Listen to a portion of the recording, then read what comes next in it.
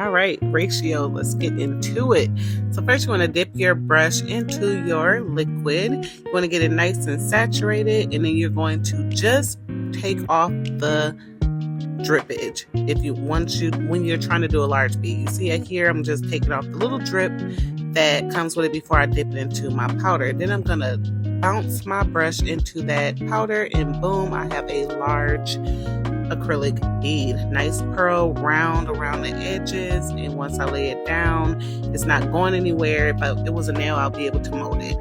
For my medium bead, I'm going to take off the drippage, but you see I'm in the middle of the brush, so that way it takes off most of the liquid just so it can give me a medium-sized bead. I'm going to bounce it into the powder, and boom, a nice little pearl again, nice rounded edges, and there's my medium bead. Now my small bead, I'm going to go into my liquid, and then I'm going to, as you can see, I'm going to wipe the full brush, the liquid on the full brush, not too hard, just to wipe that drippage off. We're just wiping the drippage off. We do not want to press down, and we'll see that later on in the video. I'm going to explain what I mean by that. So there's my small bead right there. I'm going to lay that right down. Look, large, medium, small, boom. Y'all bear with me. I really hate voiceovers. I love to explain this while I'm doing it, but I also like listening to music, and if I show my music, they'll censor me. All right, as you can see, I showed you how I'm bouncing the brush into the powder. You see how I allow my liquid, how much liquid I allowed in my brush. I allowed my liquid to pick up that powder, and that's what you want to do when you are trying to get a nice pearl. Again, even if I'm getting a small one, I wipe as much liquid as I wanted out of my brush, and I bounce it into that powder and just pick up what I needed for that nail. So you really want to be sure that you do that. You never want to just go straight into your acrylic or your powder, because as you can see, it goes on the other side of the brush, which is going to allow uneven wetness to the bead, I guess. Dry, wet, I don't know. Then you also don't want to just let your brush sit into that powder very, very long, because it's not enough liquid for that. You're soaking up way too much powder, and it's making it nice or not nice, but all crusty, and we don't want that. Also, you don't want to wipe your brush. This is the part I told you, wiping that brush over and over and over to get every ounce of liquid out, and then you dip your brush into that powder. Look how dry that bead is. Like, come on. Like, that's kind of common sense. Don't do that. We need our liquid in order to work our beads on our acrylic or on our nail. See, I can't even explain it, but you get what I mean. Look at that. Look how dry that is. Do not wipe that brush that much.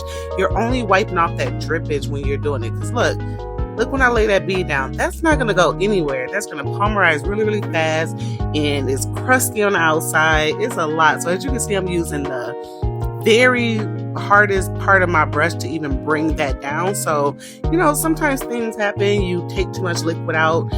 Time is of the essence. Just continue to try to bring it down the nail, using liquid to make sure that you can bring it down as much as you can before you have to just kind of wipe off that bead and abandon it. But again, you're going to learn your ratios where you won't put a bead like that down. But if you ever have to, which I see a lot of nail techs, beginner nail techs put a bead like that down and keep trying to work it, but they're still not doing it right because they're using the very tip of the brush and it's not moving. So if you did have to put that bead down, as you can see, I'm using the hardest part of that brush. I'm kind of bringing it down as much as I can, if that makes sense. Right there, look at that. That's a nice bead. That's a beautiful bead, right? However, we put it way too far up the nail, so now we can't bring that down. Look how that just stays where it's at. Nice, got the good consistency, but it don't go all the way down the nail. That bead should have went farther down to the nail. Just because the rules say to put it in the middle of the nail, your first bead goes in the middle of the nail. If you didn't pick up a big enough bead, then no, just put it where it would go down the nail better. And if it don't, then as you can see, I put another bead right underneath it and I filled it in. So that's perfectly fine. Other than that, you're just using more beads than you would typically use.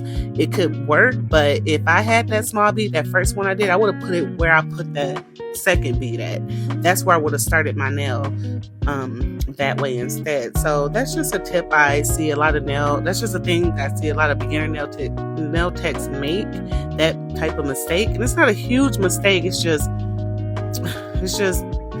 costs too much time. Like, why do that? We get a nice size bead like that. Boom, look at that.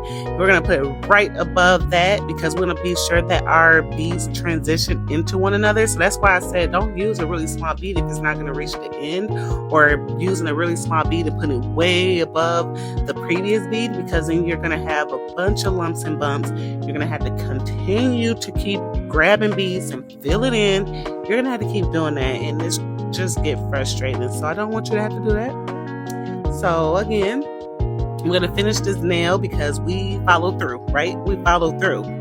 So we're going to follow through on this nail here, right around the cuticle area. I'm going to pat that right into place. It's a nice size bead. It transitions into the other bead that I just laid, giving me time to work it because I got my liquid to powder ratio correct. So it's perfect. So we're going to swipe that right on down the nail.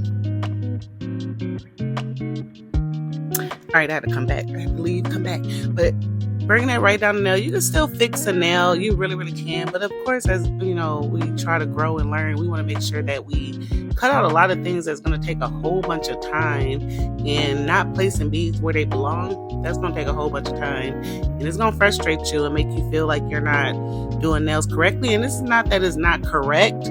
However, if you're working on time and wanting to be a little bit faster, there's tips that you can do to make that happen. So I'm just hoping to show y'all. So here I want to show you how I actually do a nail, and it is in real time. I think I edited just a couple things just to cut out the wait time or the wait of me grabbing a bead, or I think I was at the store and maybe I was helping somebody. So you might see some cuts and edits, but as you can see here, I laid that bead, and it's like a small to medium type of bead, or small, I guess you would say, and I laid it far enough down so I could be able to bring that down.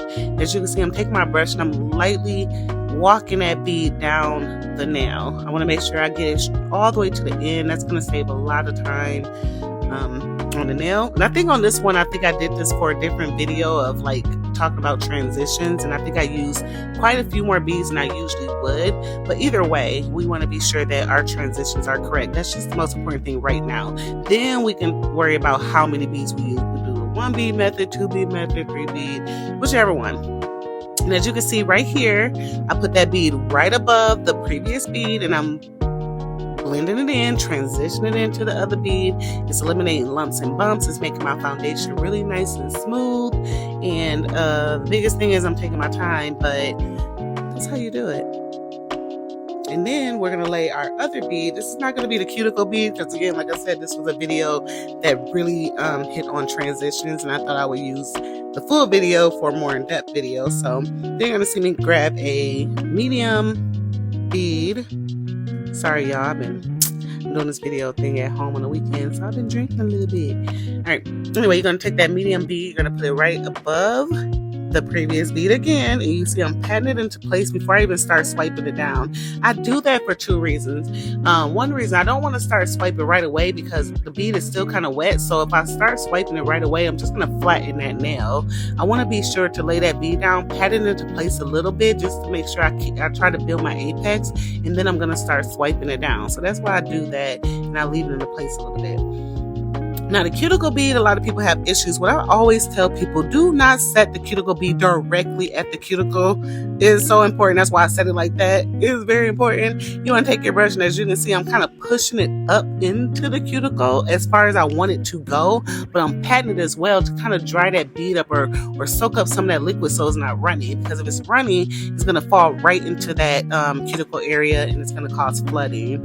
So that is my tips and tricks. I really hope I helped y'all. This is my bubble bath from E&L Nail Supply. So you guys check it out. Hope this video helped.